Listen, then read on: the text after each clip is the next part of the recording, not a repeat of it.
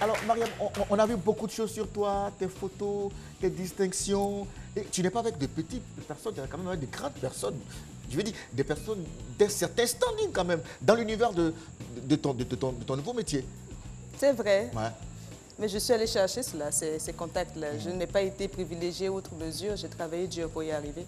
Déjà à partir de l'audit, qui est à des années-lumière de l'édition, sans aucune formation dans l'édition, c'est un vrai challenge.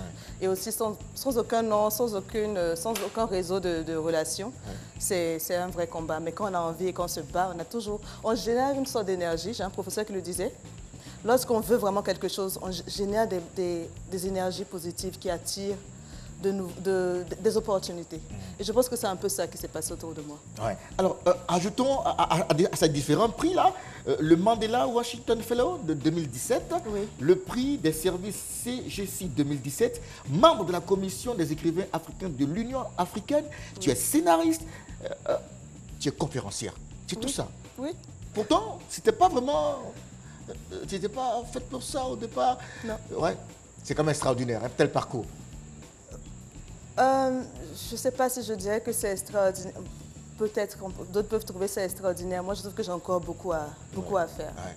Alors, on regarde ces trophées-là, on va les regarder. Ça, c'est le prix servi dont tout à l'heure on parlait. Ça, c'est le prix spécial contenu culturel Afrique et Moyen-Orient. Super. Et ça, c'est le prix... Le prix du patronat ivoirien l'année dernière. Alors, ça t'engage en quoi, ces différentes distinctions? Et ça, il y en a encore d'autres, mais ceux-là t'engagent en quoi, Mariam? Déjà, celui-là, c'est le premier que j'ai eu. Et lui, il m'a... C'est pas seulement le côté où on reçoit un prix et de l'argent, une certaine visibilité, ça m'a apporté un accompagnement technique. Et ça m'a apporté aussi de la crédibilité. Lorsque je présente à un potentiel partenaire ou une personne pour laquelle que je sollicite pour une raison ou pour une autre et que je dis j'ai eu le prix spécial d'Afrique et du Moyen-Orient, on se dit bon, elle a sûrement un potentiel. Ouais, c'est quelqu'un, voilà. c'est crédible en fait. Idem pour celui-là aussi qui est le prix que j'ai reçu du patronat ivoirien. Ça aussi, ça accorde de la crédibilité et associé à cela, il y a aussi cette notion d'accompagnement, de networking qui aide beaucoup un jeune entrepreneur. Les jeunes, les gars, elle a les réponses à vos questions.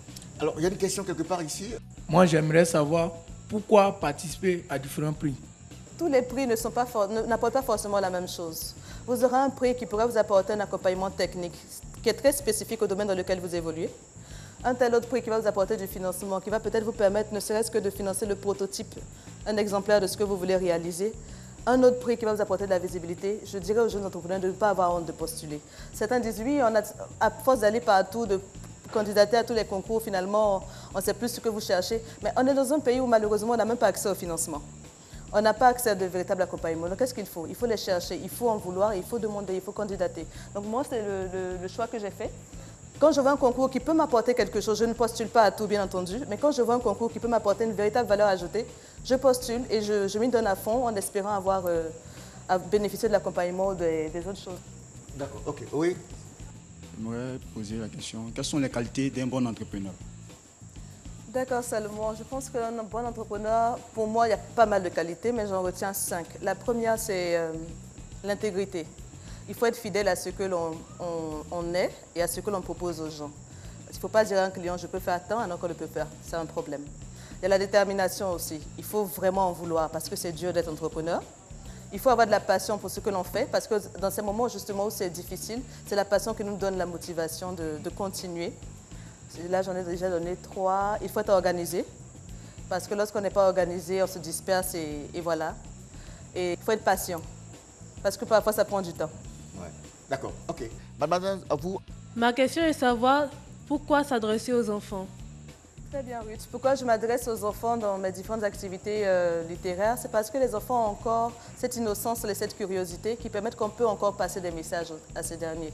Je ne dis pas que les adultes sont complètement fermés, mais il est plus facile de véhiculer des messages comme d'où vous venez, qu'est-ce que l'Afrique, qu'est-ce que nos anciennes civilisations, pourquoi vous devez être fiers d'être africain. Il est plus facile de le dire à travers des images, des histoires réelles et autres à des enfants. Mademoiselle, vous, avant de boucler. J'aimerais savoir qu'est-ce que l'entrepreneuriat culturel?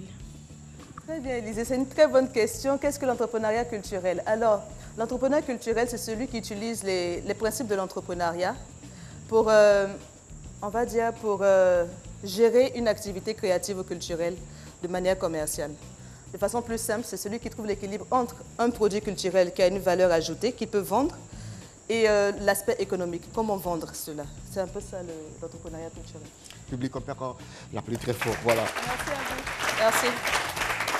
La violence chez les jeunes en milieu urbain, faut-il punir ou éduquer? Nous recevions pour le débat Dr Chrysoa Herman, enseignant, chercheur à l'UFR de criminologie, ici à Abidjan.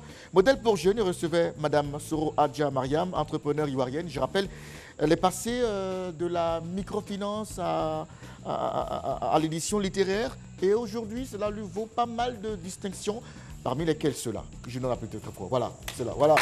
Merci. Expression jeune. Je voudrais saluer tous les amis qui sont étudiants en criminologie, qui sont venus ce soir. Et les gars, applaudissez-vous très fort. Merci à tous les étudiants qui sont là. Merci à votre présence. Merci à votre fidélité. Merci encore pour tout.